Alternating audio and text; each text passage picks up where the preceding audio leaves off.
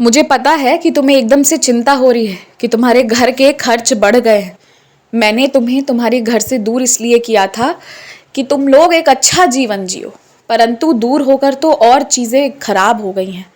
मुझे पता है, लेकिन तुम इसे ठीक कर सकते हो।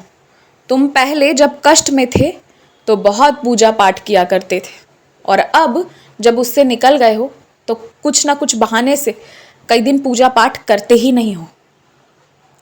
परंतु पता है, ये जो मंत्र है ना, इनकी शक्ति बहुत है। इन मंत्रों से तुम बहुत कुछ कर सकते हो।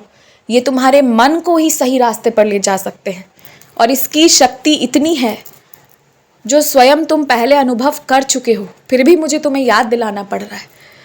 तुम्हारे परिवार में कुछ बिखरा नहीं है, परंतु तुम्हारे कहने पर, तुम्हारी विनती करने पर चीज़ें बदली हैं। तो तुम अपनी विनती जारी रखो। अगर तुम ही अपनी विनती जारी नहीं रखोगे तो जो चीज़ें ऐसे हैं वो ऐसे ही स्थिर रहेंगी। तो कुछ चीज़ों को तुमने ही ठीक करना है। और एक बात कहूँ मैं, लंबे समय तक बिस्तर पर बैठकर काम मत करो।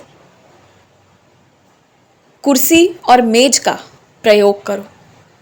तुम्हें पता नहीं चलता है, पर तुम कई चीज़ों को एकदम नज़रअंदाज करते हो। तुम्हारे बैठने के तरीके में तुम्हारे कमर पर अत्यधिक जोर पड़ता है। अभी कुछ नहीं होगा, परंतु भविष्य में इसका कुछ असर हो सकता है। तो क्यों ना वर्तमान में ही सतर्क रहो, तो भविष्य में कोई असर नहीं होगा।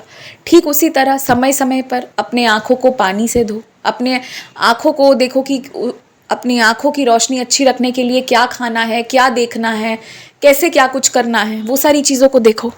और इसी तरह अपने शरीर को स्वस्थ रखने के लिए क्या नहीं खाना है, तुम इस पर ध्यान दो।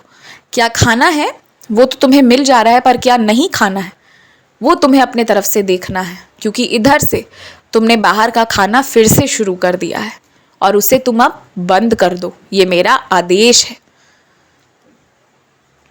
जो कुछ लोग भिक्षा मांगने के लिए जबरन अपने हाथ पांव टूटे हुए हैं इस तरह दिखाते हैं ना, उन सारे लोगों की पहचान तुम्हारी अंतरात्मा एक पल में कर लेती है। क्यों तुम पिछले कुछ दिनों से उस जगह पर अब किसी को भिक्षा नहीं दे रहे, पहले जहां सबको दिया करते थे?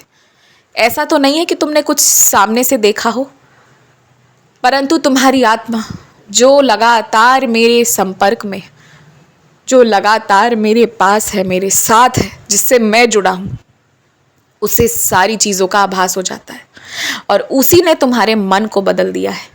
और इसीलिए ये सारी बड़ी चीज़ें हो रही हैं। मैंने ये बात तुम्हें इसलिए बताई क्योंकि तुम मुझसे सवाल भी करते हो कई बार कि रोज़ लोग मांगते हैं, कुछ कहते हैं, और बिना कुछ कहे तुम जो अलग चले जाते हो, अलग हट जाते हो, क्या वो उचित है या अनुचित? इसीलिए मैंने तुम्हें जवाब दिया। तुमसे किसी ने कोई वस्त्र खरीदने को कहा था ना, विशेषकर ऊपर में कुछ धारण करने के लिए, संभवतः सफ़ेद या किसी विशेष रंग का, और तुमने वो काम नहीं किया है। और वो तुमने काम नहीं करके बहुत अच्छा किया है, क्योंकि जिस व्यक्ति ने तुमसे खरीदने को कहा है ना, उस व्यक्ति को वो कपड़े अगर सही से शरीर पर नहीं आएंगे ना, तो तुम्हें 2 से 3 बार वो पुनः उस दुकान में दौड़ा सकता है। और इससे तुम इतने थक जाओगे ना कि बिना मतलब का बहुत परेशान हो जाओगे। इसीलिए मैंने तुम्हें ना वैसी खरीदारी करने ही नहीं दी जो खरीदारी खुशी नहीं परेशानी दे दे।